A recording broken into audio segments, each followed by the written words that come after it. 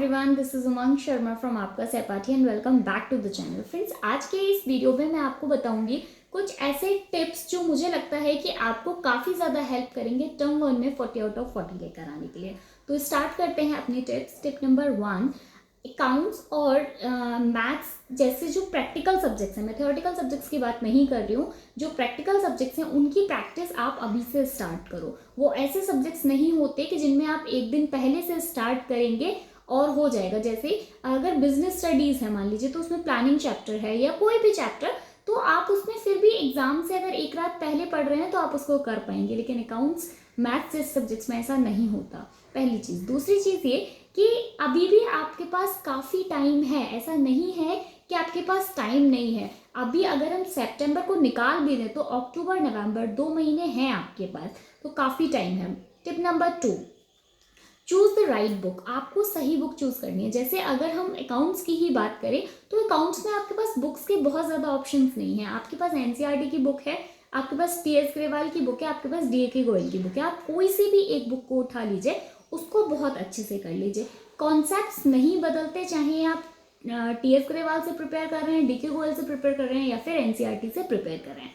दूसरी चीज़, जो sample papers हैं उनको आप एग्ज़ाम से, जिस दिन आपको एग्ज़ाम हो उससे एटलीस्ट 2 वीक पहले, ठीक है, आप सैम्पल पेपर को सॉल्व करना स्टार्ट करो। जब आप सैम्पल पेपर को सॉल्व करना स्टार्ट करोगे तो आपको पता चलेगा कि किस तरीके के क्वेश्चंस आपको एग्ज़ाम में देखने को मिल जाएंगे। टिप नंबर 3 भी मेरा टिप नंबर 2 से ही रिलेटेड है। जैसे मैंने अभी आपको कहा कि कोई भी एक बुक चुनिए, एग्जैक्टली मेरा सेम जो 3rd मैं आपको टिप देना चाहूँगी वो दूंगी। इन्फॉर्मेशन चेंज नहीं होती, आप कोई भी एक बुक उठाओ। अगर आप बहुत ज़्यादा बुक से करने की कोशिश करते हो, आपको लगता है कि मेरा अब टीएस ग्रेवाल से मैं कंप्लीट कर चुकी हूँ, तो लाओ मैं एक बार को एनसीईआरटी या डीके गोयल उठा लेती हूँ। ट्रस्ट मी, मैं अपने एक्सपीरियंस से बोल रही हूँ ये चीज़ कि हम बहुत ज़्यादा कंफ्यूज हो जाते हैं क्योंकि कॉन्सेप्ट सेम है, लेकिन आप फिर भी बहुत ज़्यादा कंफ्यूज, अगर कहीं थोड़ा सा भी डिफरेंस होता है लैंग्वेज में तो आप वहाँ तक कंफ्यूज हो जाते हैं और आपको चीज़ें समझ नहीं आती। ठीक है, तो इसलिए कोई भी एक बुक से ही प्रिपरेशन करनी है, बहुत ज़्यादा बुक्स की तरफ नहीं भागना है। मेरा टिप नंबर 4, एक साथ एक दिन के अंदर बहुत ज़्यादा चैप्टर्स को पढ़ने की कोशिश मत करिए। आप कोई भी एक सब्जेक्ट उठा रहे हैं, आपके पास जो भी सब्जेक्ट्स हो, आप एक दिन में बहुत ज़्यादा से ज़्यादा पढ़ने की कोशिश मत करो। आप जो भी एक चैप्टर उठा रहे हो उसको बहुत अच्छे से क्लियर करो। 1 बाय 1 आप आगे बढ़ेंगे। जैसे अगर आपको 3rd वाली स्टेयर पे चढ़ना है तो आपको पहले फर्स्ट स्टेप और सेकंड स्टेप रखना पड़ेगा। तो वही वाली चीज़ बोल रही हूँ कि पहले फर्स्ट और सेकंड अच्छे से रखो, तब आप 3rd वाले पे पहुंचना। जब आप एक दिन में बहुत ज़्यादा चीज़ें करने की कोशिश करते हो तो हमेशा कन्फ्यूज़न क्रिएट होता है, बहुत ज़्यादा चीज़ें क्लियर नहीं होती। टिप नंबर 5 और बहुत ही ज़्यादा इम्पॉर्टेंट टिप कि प्रैक्टिस इज़ द की। आपको जितनी से ज़्यादा से ज़्यादा आप प्रैक्टिस कर सकते हो आप प्रैक्टिस करो। कोई शॉर्टकट नहीं है, ठीक है, कोई आपको कुछ भी बोले, लेकिन ट्रस्ट मी कि कोई भी शॉर्टकट नहीं है, पहली चीज़। दूसरी चीज़ ये कि आपको डीप कॉन्सेप्ट्स पढ़ने पड़ेंगे, चाहे आपको कोई कुछ भी क्यों ना बोल रहा हो कि एमसीक्यूज आ रहे हैं तो आपको डीप नहीं पढ़ना। आप मेरा यकीन मानिए, और यकीन करने की ज़रूरत नहीं है, आप चाहें तो एक कोई सा भी बुक का एक सैम्पल पेपर उठा लीजिए और सॉल्व करके देखिए। अगर आप तभी सॉल्व कर पाएंगे जबकि आपको बेसिक या डीप थ्योरी पता होगी। उससे पहले आप मतलब आप एमसीक्यूज को सॉल्व नहीं कर सकते, बिकॉज जब थ्योरी आती है तो आप क्या करते हैं, अगर आपको 10 लाइन की थ्योरी लिखनी है, मैं एग्जांपल दे रही हूँ, और अगर आपको उसमें 5 लाइन्स पता है तो आप 5 अपने मन से लिख सकते हैं। लेकिन एमसीक्यूज में ऐसा नहीं होता, जब तक आपने डिटेल नहीं पढ़ी है आपको एग्जैक्ट आंसर आप क्लिक नहीं कर पाओगे। तो practice is the key. Okay, tip number 6 में मैं आपको बोलूँगी कि आप लोग जब आप ये सब कर लेंगे, आपके कॉन्सेप्ट्स क्लियर हो चुके हैं, सारी चीज़ें क्लियर हो चुकी हैं, अब आप सैम्पल पेपर सॉल्व करना स्टार्ट करो। आप कोई भी एक, जैसे ओसवाल के बच्चे बताते हैं, मुझे नहीं पता, लेकिन जैसे आप ओसवाल लेना चाहते हैं, मैं तो एनसीईआरटी का ही आपको सजेस्ट करूँगी, तो आप वो कोई सा भी एक सैम्पल पेपर उठा लीजिए। सैम्पल पेपर की ज़्यादा से ज़्यादा प्रैक्टिस करो, बिकॉज होता क्या है कि जब आप एग्ज़ाम देने जाते हैं वहाँ पर आपको जब तक आपने प्रैक्टिस नहीं की होगी, आपने सैम्पल पेपर सॉल्व नहीं किए होंगे, आपके वहाँ पे सारे क्वेश्चन जो है वो आपको सेम लगते हैं। और जब आप सैम्पल पेपर सॉल्व करते हो तो आपको पता चलता है कि कौन से कॉन्सेप्ट पे ज़्यादा क्वेश्चंस बनकर आते हैं एग्जाम्स में। तो ये आपको काफ़ी हेल्प करेगा। सैम्पल पेपर की प्रैक्टिस करना ज़्यादा से ज़्यादा आपके लिए ज़रूरी है।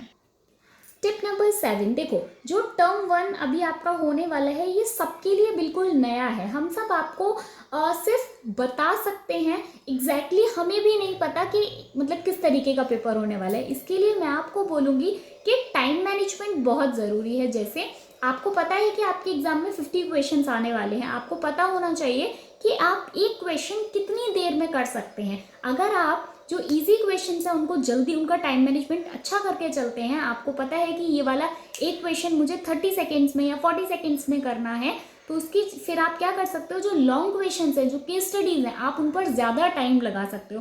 तो टाइम मैनेजमेंट का आप बहुत ज़्यादा ध्यान रखिए, जो आपको हेल्प करेगा आपके जब आप एग्ज़ाम में बैठे होंगे, जब आप एग्ज़ाम दे रहे होंगे, उस टाइम पे आपको काफ़ी ज़्यादा हेल्प करेगा। टिप नंबर 8, सबकी अलग कैपेसिटी होती है। हो सकता है मेरी कैपेसिटी 4 घंटे की पढ़ने की है और आपकी हो सकता है दिन में 7 या 8 घंटे पढ़ने की हो। अपनी कैपेसिटी के हिसाब से, अपने कंफर्ट के हिसाब से, अपनी कन्वीनियंस के हिसाब से एक टाइम टेबल बना लीजिए अपने खुद का। किसी से पूछने की ज़रूरत नहीं है कि एक हमारे लिए टाइम टेबल बना दीजिए, नहीं, ऐसा नहीं होता। आपके लिए टाइम टेबल अलग होगा, मेरे लिए टाइम टेबल अलग होगा। मेरा कन्वीनियंस सिर्फ दिन में 2 घंटे पढ़ने का है, आपका हो सकता है आप 4 घंटे दिन में पढ़ सकते हो। तो अपने कन्वीनियंस के हिसाब से एक टाइम टेबल बनाओ। बहुत ज़्यादा चीज़ों को पढ़ने की ज़रूरत नहीं है। हाँ, आपने सही सुना, मैं कह रही हूँ कि बहुत ज़्यादा पढ़ने की ज़रूरत नहीं है। जब आप बहुत ज़्यादा ज़रूरत से ज़्यादा पढ़ लेते हैं तो भी आप कंफ्यूज होने लगते हैं, है ना, क्योंकि फिर थोड़ा सा पढ़ा फिर लगे अच्छा भी ये वाला रह गया है, अच्छा भी ये वाला रह गया है। जितना आ रहा है, जितना आपने कर लिया है, उसको बहुत स्ट्रॉन्ग कर लीजिए। मार्क्स बहुत अच्छे आने वाले हैं, एग्जाम्स बहुत अच्छे होने वाले हैं। टिप नंबर 9, अब जब आप टाइम टेबल के हिसाब से पढ़ रहे हैं, है ना, आपने टाइम टेबल के हिसाब से सारी चीज़ें कंप्लीट कर ली हैं, तो अब आपको रिवीजन के लिए टाइम देना है। रिवीजन का जो आप टाइम टेबल बनाएंगे वो बहुत ही रियलिस्टिक होना चाहिए। मतलब ऐसा टाइम टेबल मत बनाना कि जिसको आप सिर्फ आज कॉपी पे लिख रहे हैं, जब आप बना रहे हैं अपने दिमाग में तो आपको ईजी लग रहा है, बट जब आप उसे मतलब उसको फॉलो करने बैठ रहे हैं तो आप नहीं कर पा रहे हैं। कि आपने बता दिया कि आपने टाइम टेबल में लिख लिया है कि मैं सारे जो हमारे 5 सब्जेक्ट्स हैं उनको एक दिन में पढ़ूंगा। नहीं, अगर आपसे ऐसा हो पा रहा है, हो सकता है किसी बच्चे के लिए ये पॉसिबल हो और किसी बच्चे के लिए ये कि मैं आज 3 सब्जेक्ट आज पढ़ूंगा, 2 सब्जेक्ट में कल पढ़ूंगा, उसके नेक्स्ट डे फिर 3 पढ़ूंगा, फिर 2 पढ़ूंगा। तो जो भी आपका टाइम टेबल आप बना रहे हैं अपने अकॉर्डिंग, वो बहुत ही ज़्यादा रियलिस्टिक होना चाहिए, जिसको आप डेली फॉलो कर पाओ।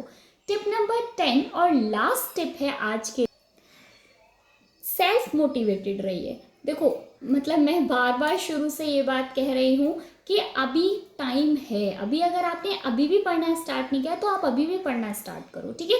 अभी भी हो जाएगा, कोई प्रॉब्लम नहीं है। अभी भी 2 महीने हैं, टेंशन मत लो, सेल्फ मोटिवेटेड रहो। आप यकीन मानो इस बार कि आपका एग्ज़ाम बहुत अच्छा होने वाला है, ठीक है। और लास्ट में मैं सिर्फ इतना ही बोलूँगी कि हम बहुत क्लोज हैं 4K सब्सक्राइबर्स के, तो आप लोग का please show your support and love. तो चैनल को सब्सक्राइब कर लो, बेल आइकन को प्रेस कर लो, अपने फ्रेंड्स के साथ शेयर करो। अगर वीडियोस अच्छी लगती हैं तो वीडियो को लाइक करो, मुझे अच्छा लगता है जब आप वीडियो को लाइक करते हो, कमेंट करते हो। मिलेंगे नेक्स्ट वीडियो में, तब तक के लिए bye. Thank you so much and all the best.